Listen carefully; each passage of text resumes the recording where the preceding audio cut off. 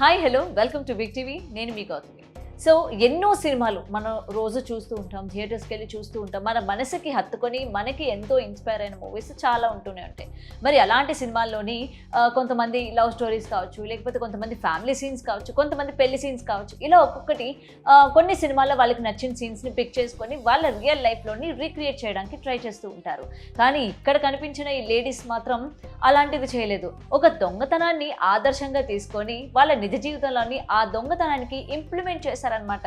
ఏంటి నమ్మట్లేదా? నిజమేనండి బాబు. మరి ఇది ఎక్కడ జరిగిందో తెలుసుకోవాలనుకుంటున్నారా? అయితే తప్పకుండా ఈ వీడియో మీరు చూడాల్సిందే. నల్గొండ జిల్లాలోని నక్రేకల్ మండలంలో జరిగిన ఇన్సిడెంట్ అనమాట. సో కోఆపరేటివ్ బ్యాంక్ అక్కడ ఏదైతే ఉందో, నాగరాజు అనే వ్యక్తి ఆ కోఆపరేటివ్ బ్యాంక్కి గోల్డ్ లోన్ కోసం అని చెప్పి బ్యాంకుకి వెళ్ళడం జరిగింది. ఓకే, బ్యాంకుకి వెళ్ళిన తర్వాత తనకి ఎంత లోన్ కావాలి ఏంటి అన్న వివరాలన్నీ కూడా మాట్లాడుకొని ఆ నగలన్నవి ఆ బ్యాంక్లో పెట్టడం కూడా జరిగింది. పెట్టిన తర్వాత లోన్ కూడా తీసుకోవడం జరిగింది. 3 లక్షల రూపాయలు తీసుకొని తనతో పాటు క్యారీ చేసిన బ్యాగ్లో పెట్టుకొని అదే బ్యాంక్లో పక్కన కూర్చోవడం జరిగిందనమాట. అయితే ఇదే అదనుగా చూసుకొని ఇద్దరు లేడీస్ అక్కడికి వచ్చి, అంటే మొదటి నుంచి కూడా నాగరాజుని బాగా అబ్జర్వ్ చేస్తూ ఉన్నారనమాట. అతను కోఆపరేటివ్ బ్యాంక్కి ఏ టైంకి వచ్చాడు, ఎంత డబ్బులు తీసుకున్నాడు, ఎక్కడ కూర్చుంటున్నాడు, అండ్ తనతో పాటు ఎవరైనా వచ్చారా లేదా, తను ఒక్కడే వచ్చాడా అన్నది మొత్తం కూడా ఇవి ఇద్దరు లేడీస్ అబ్జర్వ్ చేస్తూ ఉన్నారు. అండ్ వన్స్ ఒక్కసారిగా నాగరాజు డబ్బు తీసుకున్న తర్వాత చైర్లో కూర్చున్నాక ఈ ఇద్దరు లేడీస్ ఒకరు నాగరాజుకి అటువైపు, మరొకరు ఇంకొక వైపు కూర్చున్నారనమాట.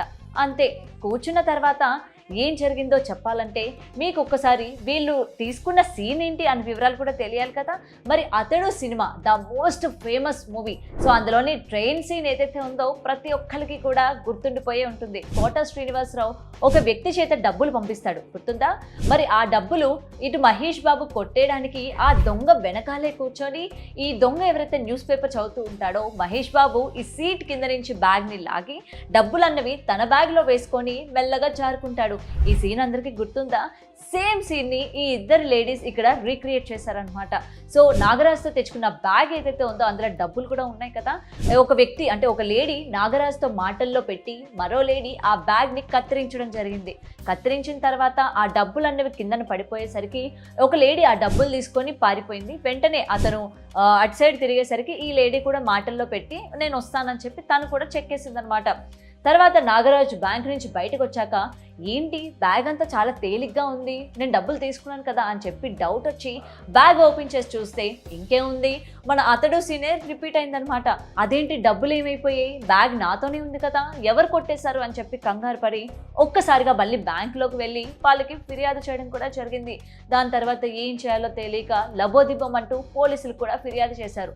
వెంటనే పోలీసులు అందరూ కూడా ఈ సీసీటీవీ ఫుటేజ్ అంతా కూడా పరిశీలించాక ఈ కిలాడి లేడీలు చేసిన ఏదైతే ఉందో ఇన్సిడెంట్ అది బయటపడిందనమాట.